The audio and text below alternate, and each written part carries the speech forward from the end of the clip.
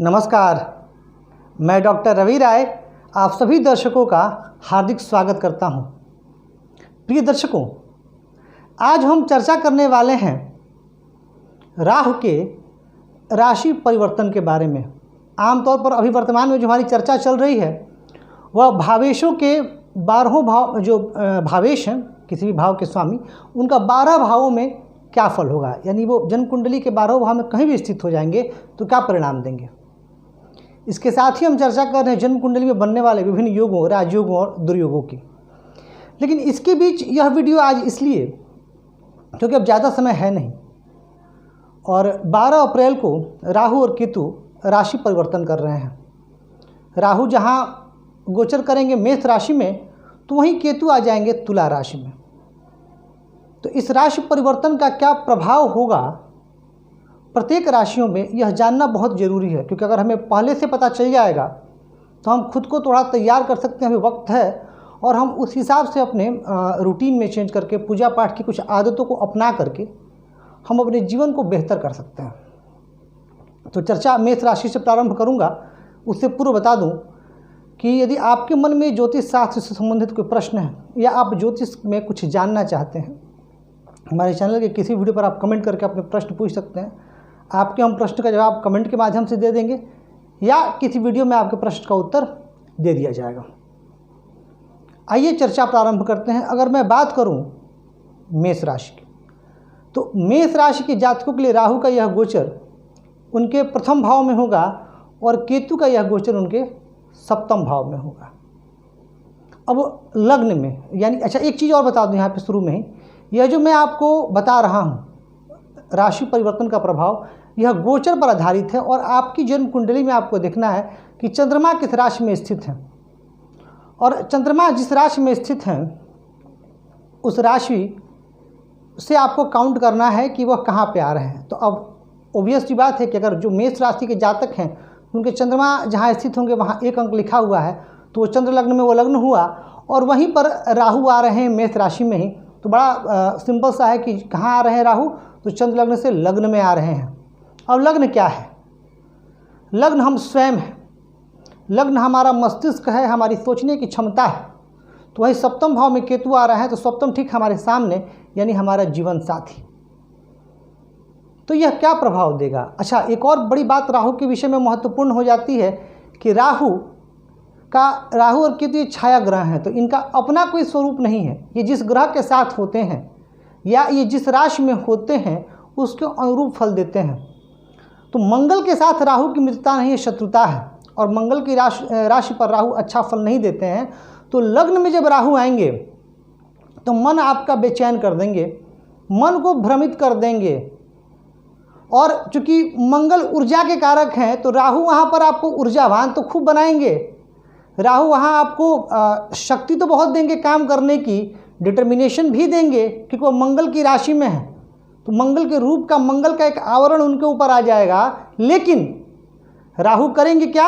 आपको दिग्भ्रमित करके, दिशा भ्रमित करके गलत डायरेक्शन में ले जाएंगे। राहु के इस राशि परिवर्तन की वजह से आपके स्वभाव में भी चिड़चिड़ापन आएगा। तो वहीं सप्तम भाव में जो केतु जाएंगे, तो सप्तम भाव में केतु की जाने की वजह से वैवाहिक जीवन में नीरसता आ सकती है। केतु जहाँ स्थित होते हैं वहाँ से वैराग्य उत्पन्न करते हैं। यदि आप अपने पार्टनरशिप में आप कोई काम करते हैं तो उस काम में भी आपको परेशानी आ सकती है। अपने पार्टनर के साथ आपकी अनबन हो सकती है, रिश्तों में खटास आ सकती है। तो इस बात को आपको ध्यान रखना है। लग्न में राहु स्थित होकर के उनकी दृष्टि पंचम में जाएगी, तो संतान संबंधी समस्याएं भी इस वक्त आपको देखने को मिल सकती हैं।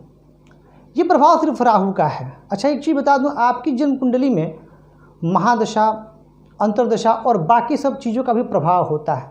तो आप ये जो प्रभाव होगा, ये प्रभाव तभी ज़्यादा दृष्टिगोचर होगा जब आपकी महादशा और अंतर्दशा में भी समय प्रतिकूल चल रहा होगा। यदि महादशा और अंतर्दशा में समय अनुकूल चल रहा होगा तब इसका जो प्रभाव है वो तो रहेगा तो अवश्य, पर बहुत ज़्यादा नहीं रहेगा। तो ये थी राहु की मेष राशि वाले जातकों के लिए स्थिति। उपाय मैं सबके लिए बताऊंगा। लेकिन वो वीडियो के जब एक बार ये पूरा राशियों का हो जाएगा, उसके बाद वीडियो के अंतिम में सभी राशियों के लिए उपाय भी बताया जाएगा। पहले आप प्रभाव सुन लीजिए और सावधानी कहाँ रखनी है। मेष राशि वाले जातक को सावधानी ये रखनी है कि मेष राशि वाले जातक अभी अपने वैवाहिक जीवन में कोशिश करेंगे मधुरता रखने की, सामंजस्य बिठा करके रखने की। मन में किसी के प्रति कोई बैर नहीं पालेंगे, भ्रम का आवरण नहीं रखेंगे। जब तक सत्यता को पूरी तरीके से ये परख न लें तब तक किसी निष्कर्ष पे इनको नहीं आना है। उपाय बाद में। अब आ जाते हैं हम वृषभ राशि। वृषभ राशि के लिए ये जो राहु और केतु का राशि परिवर्तन है, यह क्या परिणाम लेके आने वाला है। तो देखिए, वृषभ राशि के जो जातक हैं उनके लिए राहु का यह गोचर 12वें भाव में है, तो केतु उनके 6ठे भाव में आएंगे। अब ये 12वां और 6ठा का संबंध क्या कह रहा है, तो जहाँ एक और राहु आपके द्वादश में जाकर के आपके खर्चों को बढ़ाने वाले हैं, आपकी चिंताओं को बढ़ाने वाले हैं। हो सकता है कि लिटिगेशंस वगैरह में भी कुछ खर्च हो या दवाइयों में कुछ खर्च हो, क्योंकि केतु जो बैठेंगे आपके 6ठे भाव में, तो केतु 6ठे भाव में बैठ करके परेशानी तो देंगे, लेकिन वहाँ आपको रोग से मुक्त भी कर सकते हैं। क्योंकि मैंने क्या कहा था, केतु जहाँ स्थित होते हैं वहाँ से दूरी बढ़ाते हैं। They are separative planets, Rahu and Ketu. तो केतु के साथ तो है तो एक स्थिति अच्छी कि शुभ ग्रह की राशि पर शुक्र की राशि में। और ध्यान दीजिएगा, शुक्र ग्रह है भोग विलास को और केतु ग्रह है आध्यात्म के, तो कोई बहुत ज़्यादा मेल है नहीं, तो केतु वहाँ उदासीन ही है। तो केतु वहाँ पे एक न्यूट्रल रोल में है। अब जो भी कमांड है आपके लिए राहु के पास है, तो राहु लिटिगेशन में खर्च दे सकते हैं, मेडिकल वगैरह में आपका खर्च हो सकता है, लोन वगैरह लेने की भी स्थिति आ सकती है, या फिर ये भी स्थिति हो कि आप किसी को कर्ज दे दें तो वापस ना आए। ये सारी संभावनाएं दृष्टिगोचर हो रही हैं। लेकिन एक अच्छी चीज़ वृषभ राशि के लिए इस समय ये बन के आ रही है कि राहु का यह गोचर आपके लिए विदेशों से कुछ मार्ग लेकर के आ सकता है, विदेशों से कोई ऑफर आ सकता है, या विदेशों से जुड़ करके आप कोई व्यापार कर सकते हैं। पर हाँ, ओवर कॉन्फिडेंस दे देंगे यहाँ राहु, क्योंकि मंगल की राशि पर है। तो शुरू में तो आपको लगेगा कि अरे वाह, अब तो मैं जंग जीतने ही वाला हूँ, अब तो मुझे आगे बढ़ने से कोई रोक नहीं सकता। इस लेवल का कॉन्फिडेंस आपके अंदर ये राहु दे देंगे। लेकिन फिर होगा क्या, बाद में असफलता हाथ लगेगी और फिर आप निराश भी होंगे।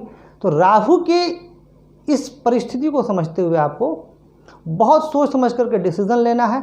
आपके लिए सलाह ये है, सावधानी आपको ये रखनी है कि आपको अपने एक्सपेंडिचर पर एक ज़बरदस्त नज़र रखनी है कि आपके खर्चे कहाँ कहाँ हो रहे हैं। साथ ही अगर कोई छोटी बीमारी भी होती है तो आपको उसको अनदेखा नहीं करना है, क्योंकि अभी केतु का आपकी बीमारी भाव में है और केतु सूक्ष्म चीज़ों के कारक है। तो छोटी सी छोटी बीमारी भी हो गई तो आपको उस पर विशेष तौर पर सजग रहना होगा।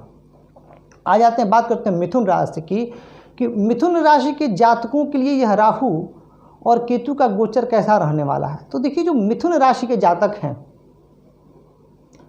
राहु का गोचर उनके लाभ भाव में हो रहा है और केतु का गोचर हो रहा है पंचम भाव में। अब लाभ भाव में राशि कौन सी, तो मेष राशि। तो लाभ के लिए छटपटाहट, लाभ प्राप्ति के लिए तिकड़म, ये न केन प्रकारेण लाभ चाहिए। अगर मैंने 1 रुपये भी लगाया है तो 1 रुपये भी मेरा व्यर्थ नहीं जाना चाहिए। ये सोच इस समय जब राहु का 12 अप्रैल से गोचर होगा तब आपके मन में ये सारी बातें चलेंगी। मेहनत खूब करेंगे आप, पर वहाँ पर राहु स्थित होकर के भाई बहनों के साथ संबंध में थोड़ी सी आपके खटास उत्पन्न करेंगे। तो वहीं पंचम भाव में केतु संतान की तरफ से आपको चिंताग्रस्त रखेंगे। आपके मन में, आपकी बुद्धि में आध्यात्म के प्रति भी रुचि जागृत हो सकती है, या आपकी बुद्धि में वैराग्य भी कभी कभी आ सकता है। क्योंकि राहु आपको जोश के साथ काम शुरू कराएंगे, पर उस काम में बहुत ज़्यादा एक्सेसिव सफलता आपको नहीं मिलेगी। अगर आपकी जन्म कुंडली में मंगल, अच्छा मिथुन राशि के लिए वैसे भी मंगल जो होता है वो अकारक होते हैं, मंगल का बहुत ज़्यादा रोल होता नहीं है, पर चूँकि लाभ भाव है तो ऐसा जातक अपने लाभ के लिए विशेष प्रयत्नशील रहता है। तो आप भी रहेंगे, लेकिन लाभ मिलेगा भी आपको, पर जितनी उम्मीद आप लगा के बैठे हैं उतना लाभ नहीं मिलेगा। फिर भी मिथुन राशि की कोई राहु लाभ भाव में, तो मिथुन राशि के लिए अन्य राशियों की अपेक्षा यह गोचर थोड़ा शुभ फलदायी होगा। उपाय वीडियो के अंतिम में सभी राशियों के लिए बताने वाला हूँ।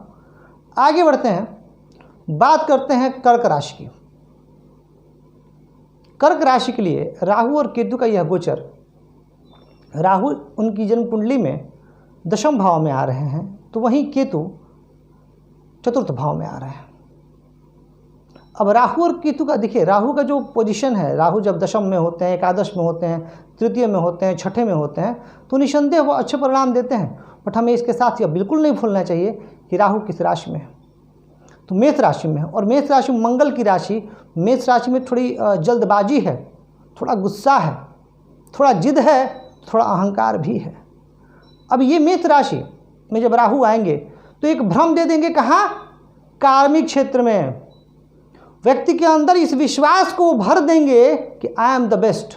और देखिए, ये सोचना गलत नहीं है कि आई एम द बेस्ट, ये सोचना चाहिए, इससे कार्य करने की ऊर्जा मिलती है। बट मैं बेस्ट हूँ और बाकी वर्स्ट हैं, ये सोचना गलत है। या मैं बेस्ट हूँ, बाकी लोग ठीक ठाक हैं, ये सोचना भी गलत है। ये ओवर कॉन्फिडेंस है। और ये राहु क्या करने वाले हैं, ये यहाँ आकर के आपको ओवर कॉन्फिडेंस देने वाले हैं दशम भाव में। निसंदेह इस समय आप बहुत क्रियाशील रहेंगे, आप बहुत मेहनत भी करेंगे कर्क राशि के जातक, और आपकी मेहनत का आपको रिवार्ड मिलता हुआ दिखेगा भी। आपके कार्यों को सराहा जाएगा और आपको रिकग्नाइज किया जाएगा, आपका लेवल बदलने वाला है। लेकिन फिर भी मैं कहूँगा कि यहाँ पर राहु करेंगे क्या, आपके अपने सुपीरियर्स के साथ यहाँ परेशानी दे देंगे, जैसे आपके बॉस के साथ, आपके उच्च पदाधिकारी के साथ, यदि आप सरकारी नौकरी में, क्योंकि आपको लगेगा कि आपके आइडियाज़ यूनिक हैं and everybody should follow this ideas. तो आप सिस्टम में अगर किसी हैं तो सिस्टम को, आपको सिस्टम के अकॉर्डिंग रहना पड़ेगा। अगर आप सिस्टम को चेंज करने की कोशिश करते हैं जिद और अहंकार में और ज़बरदस्ती, तो सिस्टम आपको मार देगा। तो ये चीज़ आपको ध्यान रखनी है कि इस समय आपके पास बहुत अच्छे आइडियाज़ आएंगे, बहुत अच्छी चीज़ें होंगी, लेकिन फिर भी आपको धैर्य बनाए रखना है। तो वहीं जो केतु का जो यह गोचर आपके चतुर्थ भाव में जाएगा, तो आपको अपने माताजी के स्वास्थ्य का विशेष ख्याल रखना है। वाहन आपको बहुत सावधानी से चलानी है। केतु मैंने क्या कहा था, जहाँ स्थित होते हैं वहाँ से उदासीनता देते हैं। तो मित्रों से हो सकता है कि इस समय आपका मनमुटाव हो जाए और आप मित्रों से थोड़ी सी आपको उदासीनता मित्रों की ओर से आपको देखने को मिले। तो इस चीज़ को आपको थोड़ा सा सही रखना है। उपाय बाद में आऊँगा। अब आ जाते हैं हम सिंह राशि। सिंह राशि के जातकों के लिए यह राहु केतु का जो राशि परिवर्तन है वह क्या परिणाम लेने वाला है। तो देखिए, जो सिंह राशि के जातक हैं, अगर मैं उनके बारे में बात करूं, तो जो राहु और केतु का यह गोचर है, केतु आ रहे हैं उनके कहाँ, पराक्रम भाव में, और राहु कहाँ जा रहे हैं, नवम भाव में। और नवम भाव में मेष राशि। और सिंह राशि के जातकों के लिए मंगल योग कारक भी होते हैं। तो यहाँ पर राहु भाग्य भाव में जाकर के आपके भाग्य में वृद्धि करने ही वाले हैं। निसंदेह भाग्य में आपकी वृद्धि होगी। लेकिन ध्यान ये रखना है कि राहु अचानकता के ग्रह हैं। तो राहु कहीं भी स्थित होते हैं तो अचानक परिस्थितियाँ बदल देते हैं। तो अचानक कई बार आपको लगेगा कि भाग्य आपका साथ दे रहा है, और कई बार लगेगा कि भाग्य आपका साथ नहीं दे रहा है। तो थोड़ा सा आपको यहाँ पर सावधानी रखनी है। किसी भी बिजनेस डील को करते समय आपको विशेष सजग रहना होगा। भाई बहनों से आपके संबंध थोड़े से खराब हो सकते हैं। तो वहीं जो आपके सबॉर्डिनेट्स हैं, उन पर आप, उनके प्रति जो आपका रवैया होना चाहिए, उनके प्रति जो आपका व्यवहार होना चाहिए, वो व्यवहार बिल्कुल अच्छा होना चाहिए। क्योंकि वहाँ केतु जा कर के स्थित हो रहे हैं। कई बार आपको लगेगा कि बहुत हो गया, अब नहीं, बहुत काम कर लिया मैंने, बहुत थक गया, क्योंकि केतु पराक्रम में जा रहे हैं, वो पराक्रम का भाव है। और जब भाग्य और पराक्रम में राहु केतु होते हैं तो कई बार ये स्थितियाँ होती हैं कि एक समय तो व्यक्ति खूब मेहनत से बहुत काम कर रहा है और अगले ही पल व्यक्ति जो है फिर वो काम करना कम कर दिया है। यानी कंसिस्टेंसी की कमी है। मेरे कहने का मतलब समझते होंगे, जो निरंतरता होती है, वो निरंतरता की कमी जो है स्पष्ट रूप से दृष्टिगोचर मुझे यहाँ होती हुई दिख रही है 12 अप्रैल के बाद। हो सकता है क्योंकि राहु का प्रभाव लग्न पे भी होगा आपके, तो हो सकता है कि आपके मन मस्तिष्क में भ्रम की भी स्थिति उत्पन्न हो। एक बात यहाँ आपके लिए सलाह बड़ी ज़रूरी हो जाएगी कि उन्हीं बातों पर विश्वास कीजिएगा जो आपने प्रत्यक्ष रूप से अपनी आंखों पर देखा है, और उसको भी जांच पर रख लीजिएगा। क्योंकि इस पूरे जब तक राहु का यह गोचर रहेगा मेष राशि में, करीब 1.5 साल राहु रहते हैं एक राशि में, तो आपको ये पूरे वर्ष जो है जब तक राहु का ये गोचर रहेगा आपके मन में भ्रम बना रहेगा, शक बना रहेगा, कुछ ऐसी चीज़ें आपको परेशान करती रहेंगी, कोई ऐसी चीज़ें जो जिनका कभी अस्तित्व ना हो वह भी आपको परेशान कर सकती हैं। तो वहीं पिताजी के प्रति भी थोड़ा सा आपके मन में ऐसा लग सकता है कि पिताजी हम पर ध्यान नहीं दे रहे हैं या पिताजी का ध्यान कहीं और है। तो आपको उनसे संबंधों को मधुर बनाए रखना होगा और धर्म कर्म के प्रति थोड़ा सा विमुखता आ सकती है, तो आपको पूजा पाठ भी करते रहना होगा। अगर ये आप कर लेते हैं तो सिंह राशि के जातकों के लिए भी यह जो राहु केतु का राशि परिवर्तन है बहुत ज़्यादा परेशान नहीं करेगा। अब अगर मैं बात करूं कन्या राशि, तो कन्या राशि के लिए राहु का ये जो गोचर है उनके अष्टम भाव में आएगा, उनकी मेष राशि, और केतु आएगा कहाँ, तो केतु आएगा उनके वाणी स्थान में, यहाँ 7 अंक लिखा हुआ है। कन्या राशि के जो जातक हैं निसंदेह मैं कहूँगा कि बहुत परेशान चल रहे हैं। एक तो पंचम में शनि का गोचर और पंचम बुद्धि का भाव होता है, और शनि को जब तकलीफ़ देना होता है तो बुद्धि को ही ऐसा कर देते हैं कि व्यक्ति परेशान होता है अपने डिसीजन से। और फिर ये वाणी भाव में केतु का आना और अष्टम में राहु का आना, तो ये स्थिति तो ठीक नहीं है। देखिए जो कन्या राशि के जातक हैं उनके लिए करना क्या है, अब आपको करना ये है कि अब आपको मैनेज करना है। आपको पता चल गया पहले से कि अब ये ग्रह स्थितियाँ हैं। सबसे अच्छी बात जो आपके लिए मुझे दिख रही है कि 29 अप्रैल के बाद शनि का राशि परिवर्तन होगा। शनि कहाँ जाएंगे, शनि जाएंगे कुंभ राशि में। तो जब शनि कुंभ राशि में जाएंगे तो स्थिति आपके लिए बहुत बेहतर होगी, क्योंकि शनि छठे भाव में जाएंगे। तब राहु बहुत ज़्यादा फिर नुकसान नहीं कर पाएंगे। हाँ, वहाँ पे हैं तो आपको संकट आ सकते हैं, पेट से संबंधित दिक्कतें भी आपको होंगी। वाहन वगैरह चलाते समय आपको सावधानी रखना है, और अगर कोई डिजीज़ होती है आपको तो उसको आपको बिल्कुल अनदेखा नहीं करना है। तो वहीं कन्या राशि के लिए जो केतु बैठे हैं धन, वाणी और कुटुंब भाव में, तो धन का नुकसान हो सकता है। आपकी बात कुटुंब और परिवार में लोगों को बुरी लग सकती है, चुभ सकती है, और आपके मन में भी अपने परिवार के प्रति, अपने कुटुंब के प्रति उदासीनता दृष्टिगोचर हो सकती है। इन चीज़ों का आपको ख्याल रखना है। तो वहीं जो अष्टम भाव में राहु होंगे वो आपको, चूँकि मंगल की राशि में है, तो आपको किसी भी चीज़ में जैसे आप रिसर्च करना चाहेंगे, किसी चीज़ को जानना चाहेंगे, तो अब चूँकि राशि किसके मंगल की, तो उसके लिए आपको बहुत बेचैनी होगी और आप बहुत ज़्यादा घबराएंगे, बहुत हड़बड़ाहट होगी आपको। और फिर जब वो चीज़ नहीं मिलेगी तो आपके ऊपर तनाव, डिप्रेशन और चिड़चिड़ापन हावी होगा। तो इस चीज़ से भी आपको बचना है। यहाँ पर अष्टम में राहु बैठ करके आपको रक्त से संबंधित विकार भी दे सकते हैं। तो इस पूरे 1.5 वर्ष का जो राहु का गोचर रहेगा 12 अप्रैल से, तो आपको अपने बॉडी के प्रति विशेष सजग रहना है, और लाइफ में आपको हर मोर्चे पर बहुत अलर्ट और बहुत सजग रहना है, क्योंकि अष्टम भाव संकटों का भाव है, और संकट कब आ जाए आपके सम्मुख ये कहा नहीं जा सकता। तो उपाय बताऊंगा आपको अभी कि आपको करना क्या है कन्या राशि के जातकों को। देखिए, अब एक सरल उपाय सभी राशियों के लिए, फिर अलग से भी आऊँगा। राहु को जो नियंत्रित करते हैं जो देवता, सबसे अधिक राहु को जिनसे तकलीफ़ होती है, जिनसे राहु डरते हैं, वह है हनुमान जी, शिव जी और माँ दुर्गा। इनके सम्मुख राहु जाने का साहस भी नहीं कर पाते हैं। तो माँ दुर्गा की आराधना कीजिए, शिव जी, सभी राशियों के लिए है, माँ दुर्गा की आराधना कीजिए, भगवान शिव की पूजा कीजिए। और नहीं तो अगर मेरी सलाह मानिएगा तो प्रतिदिन हनुमान चालीसा पढ़ लीजिए, एक बार हनुमानाष्टक कर लीजिए, और ओम नमः शिवाय का जप कर लीजिए, और सब श्लोक की दुर्गा का पाठ कर लीजिए, दुर्गा माँ के 7 श्लोक। मुश्किल से आपको 10 मिनट लगेगा, और आप इस पूरे राहु में, जो ये पूरे 18 महीने की राहु की दशा चलेगी, परेशानियाँ तो देखिए आएंगी, पर बहुत कम में आकर के निकल जाएंगी। ये सभी राशियों के लिए है। इसके बाद अगर मैं प्रॉपरली मेष राशि की बात करूँ तो इनके लिए सलाह है कि क्योंकि इनके लग्न में जा रहे हैं, तो इनको मंगलवार और शनिवार को सुंदरकांड का पाठ अवश्य करना चाहिए इन उपायों के बाद। तो वहीं वृषभ राशि को माँ दुर्गा के 108 नाम और 32 नाम का पाठ निश्चित तौर पर करना चाहिए। तो वहीं अगर मैं बात मिथुन राशि की करूं तो मिथुन राशि को गणेश चालीसा और गणेश जी के मंत्र का जाप करना चाहिए। कर्क राशि के जातकों को 5 माला ओम नमः शिवाय अवश्य ही करना चाहिए। अगर मैं बात सिंह राशि की करूं तो सिंह राशि के जातकों को भी मंगलवार शनिवार को सुंदरकांड का पाठ अवश्य करना चाहिए, और रविवार के दिन आदित्य हृदय स्तोत्र का पाठ करना चाहिए। और यदि बात मैं करूँ कन्या राशि की, तो कन्या राशि की चूँकि अष्टम भाव में है, तो कन्या राशि के जातकों को जो मैंने शुरू में जो कॉमन उपाय बताया वो तो करना ही चाहिए।